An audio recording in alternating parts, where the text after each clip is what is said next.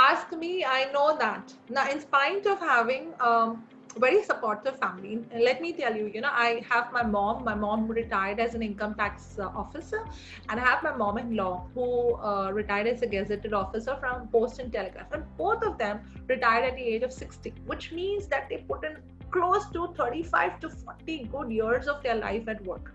Now, I come from such strong women. So for me, basically, it should have been easy to go out and work without guilt. But trust me, no matter what kind of society you come from, still as a mother, when you leave your child whom you're actually breastfeeding and you come out for work, trust me, the guilt, it never subsides.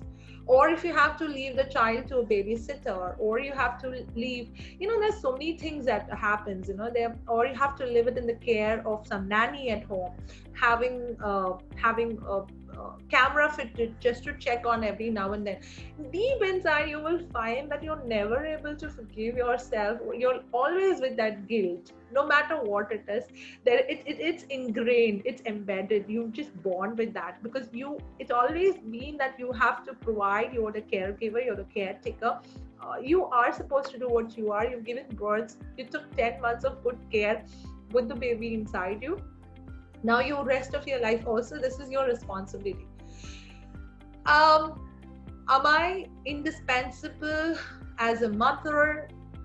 Probably as a kids grow up, they don't even need you later on, and we all know that. We've all gone through that stages when we do things on our own. Do we not need our mothers? We still do need, but are they the ones? Sometimes I look at my own mother. She used to keep struggling because we didn't have a housemaid, and I used to come back from school, and if we had to be in babysitting or to be locked up in the house, whatever, all this used to be like constant pressures for her. And those were the times when you didn't have a mobile to check on, have the children come home, have they eaten their food, so forth and so on. It used to be quite stressful, and today also it's equally stressful, or no matter how things have become convenient. I have some good tips to tell. It does, yes, guilt does come to you because we are humans, right? We are full of emotions. To see a little cute little baby, to say bye, tata, bye bye, and sit in an office for the next 10, 12 years without seeing the baby could hurt you a little bit, or not quite a massive bit. Yeah, you could take a break, and post that, once you've decided to join back, and apologetically go ahead and give your 100%. Stop feeling the pain or stop feeling the guilt.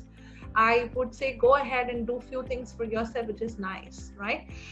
Forgive yourself. Letting go of guilt has to start with the commitment to stop beating yourself up all the time for your choices and circumstances, right? So we keep beating ourselves for the choices so guilt goes or turns into shame, and it's emotionally painful to constantly feel like you're a bad mom or you're a bad employee. I'm not able to focus in my work now being as a mom, or a bad friend. Instead, remember the reasons behind your choices. Why did you make that choice? If you've decided to be with the choice, stay there.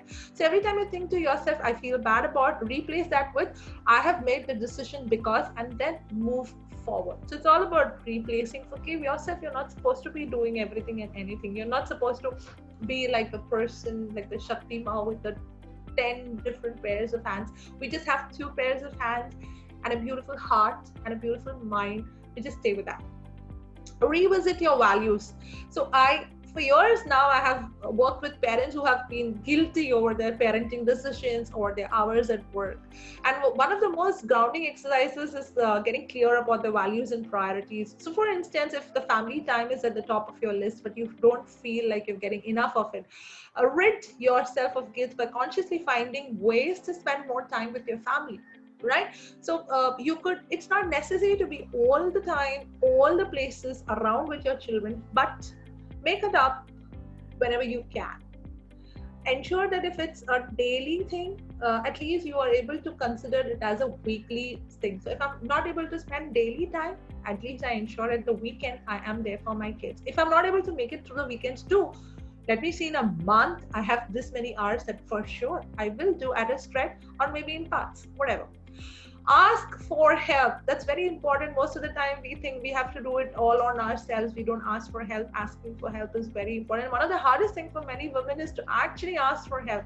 So instead of asking for help, a working mother may just fuel her stress by trying to do it all herself, and then realizing that it's not happening, it's impossible. So asking for help actually takes practice.